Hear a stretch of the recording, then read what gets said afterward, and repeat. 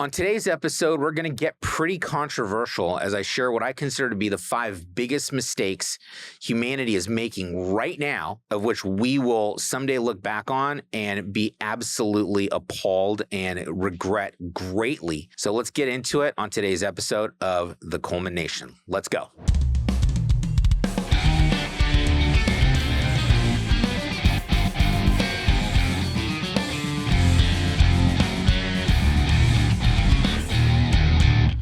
Something I was recently thinking about was what will happen when we become enlightened. Humanity has always had this goal of happiness and enlightenment, and whether it's through chemical means or through meditative means, it's something that we've strived for thousands of years to understand the meaning of life. Well, there's always been the idea that human beings will evolve or transcend into some greater form of consciousness. I really like that concept because it paints a picture of us being something greater than we currently are. And perhaps it wouldn't be just physical evolvement. For example, the concept of unlocking additional percentages of brain usage as seen in the movie Lucy. The point is that as a species, we start to dream of these evolutionary leaps that could be made. It is said that we only use like 10% of our brain capacity. So what are we doing with the other 90? And what would happen if that bumped up by a couple of percentage points, even in our lifetime? So that's one concept of evolution and enlightenment. Another concept is finding answers to the existence of life, which would then put us in a position where we're more aware of ourselves and our nature. Then you get the tug of war between the views of human, the animal, and human, the spirit. One side argues that humans are animals and a mechanism that responds only to stimuli and chemical reactions. I was actually watching this as a prevalent concept in today's social media is, the fact that, there's these different types of personalities and, introverts have an increase of, this type of hormone and extroverts don't. And therefore, all of it is pointing at the completely wrong thing. They're only pointing at the end result, not at the actual cause. Well, this is more and more proven to be a false narrative in Western mental health practices. Why? Because it doesn't work.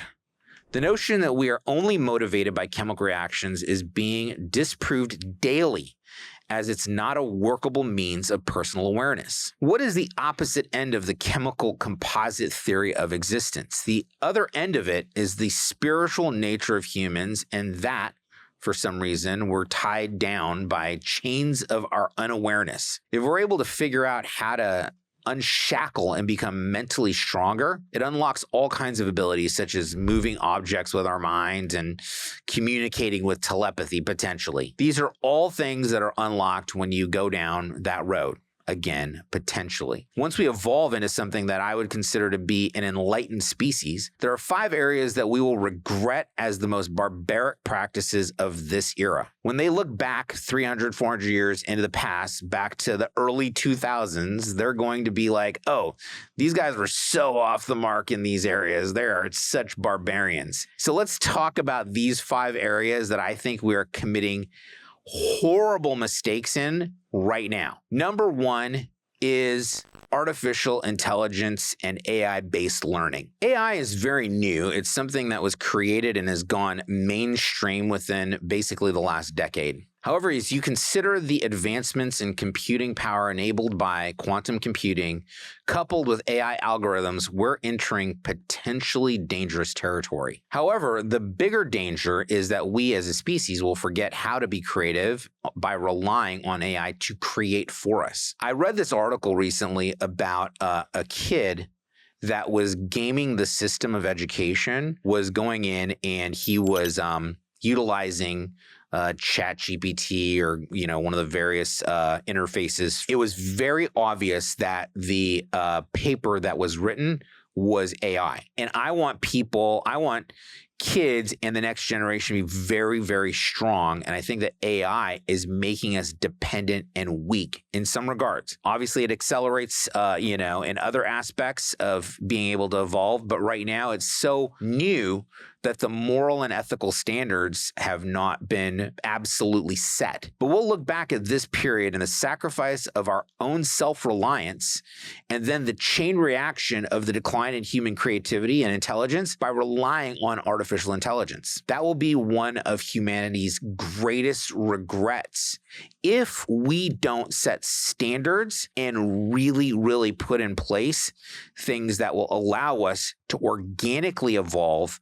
while also utilizing the great tool that artificial intelligence could be. Number 2 is the legalization of marijuana. Now, I got to thinking about this one because someone who is a super, very left-leaning personality is music legend Elton John. Recently, he made an incredible statement about the legalization of marijuana. And this is his statement, but like I said, it really got me thinking about this. And he said, "I maintain that it's addictive. It leads to other drugs. And when you're stoned, and I've been stoned, you don't think normally. Legalizing marijuana in America and Canada is one of the greatest mistakes of all time." I think he speaks from experience that this could lead to many bad things for humanity. Now, this really got me thinking. I'm very opposed to and against drugs of any kind, including recreational drugs. The reason people take drugs in the first place is that there is something that they can't cope with. And every time they have something that they can't deal with, they wind up leaning on drugs. And I think that by legalizing and making it okay, it allows and opens the door to justifying unplugging. And how do you solve problems is you have to be able to confront problems, and not confronting problems, they only magnify. Now, whether you see them or not, that's a different, argument, but that's why I think that this is going to be something that we regret tremendously. So ultimately, Sir Elton John is right. We've allowed people to turn off their emotions through the legalization of illicit substances. People ultimately will wind up looking back and realizing that we killed the collective mental creativity of multiple generations as a result of dependence on drugs. Not to mention that now recreational drugs are laced with fentanyl and they kill people. I have at least 3 personal friends whose kids' first-time experimentation with drugs involve fentanyl, and these kids are dead. And then look at the people who are supporters of recreational drugs. I don't think that they're bad people necessarily, but a lot of celebrities today support marijuana. People like Seth Rogen and Chelsea Handler. I love Joe Rogan, but how many people listen to him when he says, let's take this, it's an increase in human performance, and this is going to relax you, and I'm going to smoke out with Elon. That's a terrible example to set for children. And by the way, I love these guys. I'm just saying that the actions that they're taking today and the way that they justify it will ultimately look back on as a detriment to the evolution of society and the forward motion and expansion of our culture and our species. So I invite such people to consider that they're setting a bad example for the next generation, an example that dependence is okay, that it's okay to have an inability to confront life. The truth is that the only way to handle and tackle problems, as I said, in life is to confront them head on. Look at societies where marijuana has been legalized, and you have to ask yourself, is this really us at our best? Look at people drugged out on Skid Row in Los Angeles. I've done volunteer work down there on Skid Row. You can't go down there anymore. You'll get killed. But is that our best as a species? In Portland, Oregon, they legalized everything. Now they're backpedaling, thinking that wasn't the best idea. But is that what we have to look forward to? A drugged out society that can't cope with their problems? I'll drop in here that I know people are going to light me up in the comments about this and all of these issues. I don't care. This is my show and this is my perspective. And my goal is to make the world a better place. I think that when we become an enlightened species 100 or 1,000 or 10,000 years from now, we'll look back on today and see that it was a dark time. Moving on to number 3 of the progressions that we will come to regret once we're enlightened is the barbarism of westernized mental health. I sit and watch some of these armchair therapists on Instagram and even some of the people that you would consider to be, mental health professionals. And the more that I listen to them, the more absolutely ridiculous they sound. They talk about blaming this and this event. All of the things that they talk about have no methodology of healing, and especially this concept, and I got really angry about it the other day. This lady was talking about, all of the abuses that we've all had when we were children. And I was like, what are you talking about? Like, that's crazy. We're living and functioning well. And you were going, well, now I've got to blame these things that happened to me before. It doesn't solve anything. It just makes you more of a victim. So I can only speak from my own viewpoint based on, what I understand and have been exposed to. But when I was a kid, they were saying that ADHD was a mental disorder, and there was a whole list of other quote unquote disorders. They're just labeling observations and categorizing them. In fact, I've gotten into some very heated arguments about this. Was that, ADHD, there's certain hormonal imbalances that are, created as having some enlarged portions of the brain and this, that, and the other thing. I'm like, dude, the fact of the matter is that if you view it that you are a machine, like I said earlier, and that the result of, this machine's inner workings, and response mechanisms to outside influences are increases in certain chemicals, like cortisol and serotonin and all these different things. And then you're only looking at those types of aspects of it. And you don't look at healing the spiritual nature of, someone's existence. You wind up assigning causation to the wrong thing. And you only become complicit in creating a victimhood mentality long-term for people. And so labeling, all of these observations and then categorizing them. And the next thing is, what's the treatment for them? You look at all of these different concepts of like this long list of disorders that are out there. And all of this stuff is just made up by a bunch of people that are hired to make up a bunch of stuff. The DSM is a complete clown book. Like, it's just voted on by a bunch of people that are paid by pharmaceutical companies. It's crazy. The whole concept of SSRIs, which we already, did an episode on, has been debunked. So if you think the Sackler family were the only ones, taking highly addictive chemical substances and rewiring the quote unquote research to be in favor of themselves and what their company was doing, if you think they're the only ones doing that in the entire industry of pharmaceuticals, you're stupid, or you yourself have a vested interest in that industry, and you work for the pharmaceutical companies. And what I'm talking about is you go all the way back to Leipzig, Germany in the late 1800s under Wilhelm Wundt. Then we come, a bit forward to Rockefeller here in the United States, looking for tax deductions and medical industry that he could control completely, right? That's what it all boils down to, is that within a generation or two, they could create an army of teachers who have no idea what they're doing, but could create a slave society that doesn't even know they're slaves. Well, this is what all modern mental health and education are rooted in. These two psychos. Rockefeller was not a good person. Wilhelm Wundt was completely insane. Now, he was like the lesser noisy of, some of the crazier psychoanalysts that were, created this, but these guys are not good people, man. We'll see this as the dark ages of mental health and spiritual enlightenment. 100% we'll look at it that way. Number 4. That we will look back on with tremendous regret as a species is globalism. To understand why, all you've got to do is just watch some of the interviews and some of the talks at the World Economic Forum. A very distinct line is drawn between two groups within humanity. There are people who would be called the pro-humanists or the pro-survivalists.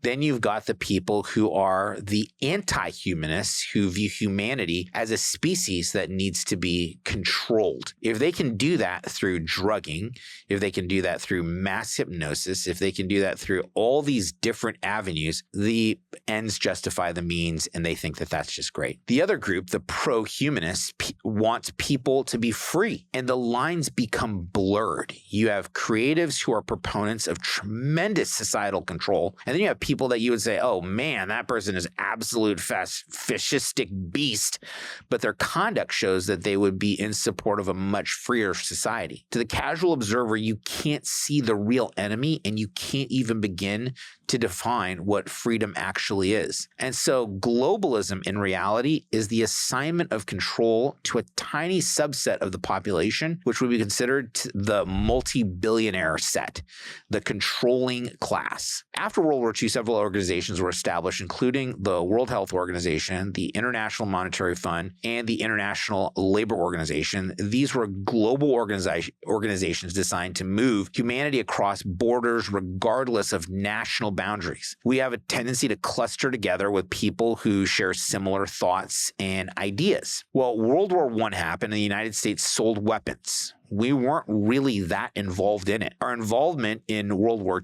II didn't occur until later. And what were we doing during World War II? We were selling weapons. As a result of that, these control organizations were designed to work in the shadows. They operated under the guise of global expansion and unity, but their true purpose was to curb freedoms and create a malleable society that could be easily controlled. And by the way, I'm not a conspiracy guy. I'm just observing. Just go watch any of the talks about controlling society for the good of mankind.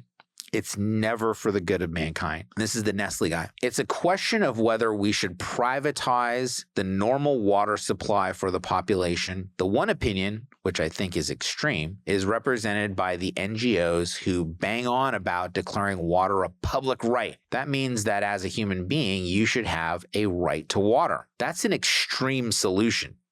The other view says that water is a foodstuff like any other, and like any other foodstuff, it should have a market value. Personally, I believe it's better to give a foodstuff a value so that we're all aware it has its price, and then one should take specific measures for the part of the population that has no access to this water. This is his quote, not mine. He's basically saying that we should take water, which people need, and assign a value to it. That's crazy, because then you start to control it, and then you start deciding who deserves it and can afford it. The other person is Noah Yuval Harari, one of the scariest people ever. He 100% believes that you should be able to control entire populations with the push of a button. He considers that humanity should bow down to the technological overlords. You know, the spirit, the human spirit is something that does not exist. On the question of the spirit, though, let's just take it at face value. It's incredible to me that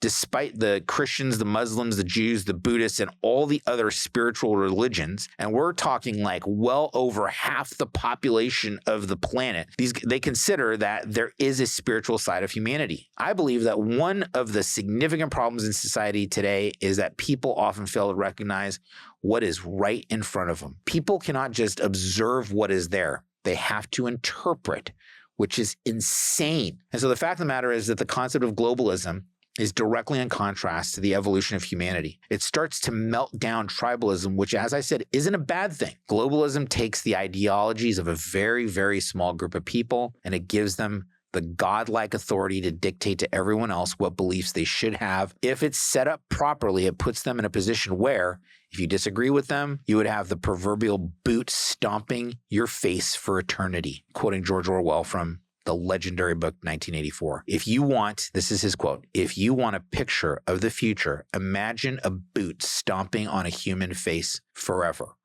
That's basically what you would have if you don't agree with these globalists on a cursory argument, regardless of how insane they are. The final enormous error that I think we're going to come back to regret tremendously, and this one, I've saved the most controversial for the end. This is the one that you're either going to light me up, right, or you're going to be 100% in favor of what my point of view on this is, a concept of abortion as reproductive care. Alternatively, you could term it as contraception disguised as reproductive care. To start with, let's analyze abortion just in terms of sheer destruction. There was an event in China launched in 1966 by the Communist Party founder Mao Zedong called the Cultural Revolution. It lasted 10 years and resulted in the estimated deaths of approximately about 200 million people. Another significant event was the Communist Revolution in Russia in 1918. This overthrew the entire country and led to the creation of the Soviet Socialist Republics. That revolution resulted in the deaths of, it is estimated, up to 90 million people. Then there was the Holocaust, Nazi Germany's extermination of the Jews during World War II, which resulted in the deaths of 6 million people. Let's make a comparison between these genocides and the practice of abortion. Now, you may or may not have ever, heard of quote unquote science called eugenics. eugenics. But eugenics was the study of how to arrange reproduction within a human population to increase the occurrence of heritable characteristics regarded as desirable and to eliminate those that were not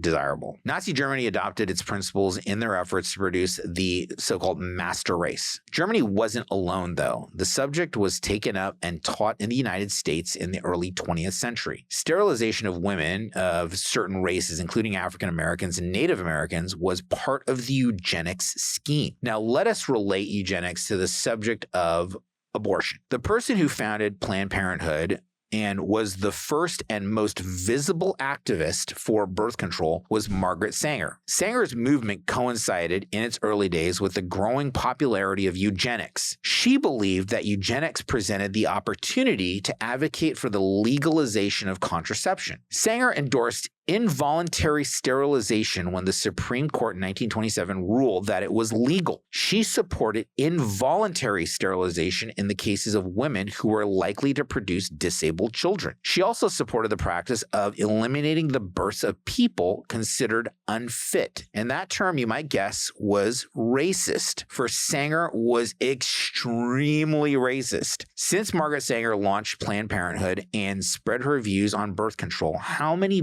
births have been eliminated through abortion? 60 million lives were ended before they even started. So if you want to look at it in terms of the elimination of human life, Margaret Sanger is exactly 10 times worse than Hitler because she eliminated lives that beings had the opportunity to live just because of perceived inconvenience. Of course, there would be valid reasons for abortion that you could use to justify it at any time. But let's just say that 10% of those were to save the mother's life. But to commit an abortion just because the pregnancy was inconvenient is, to me, atrocious. So we're talking about over the last 100 years. Think about the generations that were wiped out. We're talking probably closer to 200 million people who never had a chance to exist as a result of abortion. If 200 years from now we suddenly realize the spiritual nature of humankind, I really want you to think about this, because the argument is that because they're not conscious, they're not humans. But what happens is that when we finally figure out, yes, they were humans, just the shame that an entire society would have if it came back unequivocally that this is where life started, we would clearly see that abortion did turn out to be murder. If we could see that, I want that to really sit with people. If everyone getting an abortion to solve an inconvenience had to sign a piece of paper that said that they understand that they are committing murder with no penalty, we would certainly view it differently. We would wind up looking back on it and going, wow, that's 60 million individuals, 60 million souls, 60 million points of view, 60 million lives, and all of the ramifications, good and bad, for humanity that were eliminated as a result of one woman's misplaced idea of genetic manipulation and the elimination of what she deemed to be inferior. These were 5 things that were moving humanity in the wrong direction. We will come to see that these 5 things were of such great detriment, but we can't see the forest for the trees right now. But I'd like to know what your thoughts are. Sincerely, I really would. The only way we can come up with new ideas is to discuss current ideas and past conclusions and synthesize, visualize, and envision a better future. So leave a comment below. Please make sure to like and subscribe. Set the little bell icon so you can ensure to receive notifications of new episodes in the future. But until then, we will see you on the next episode.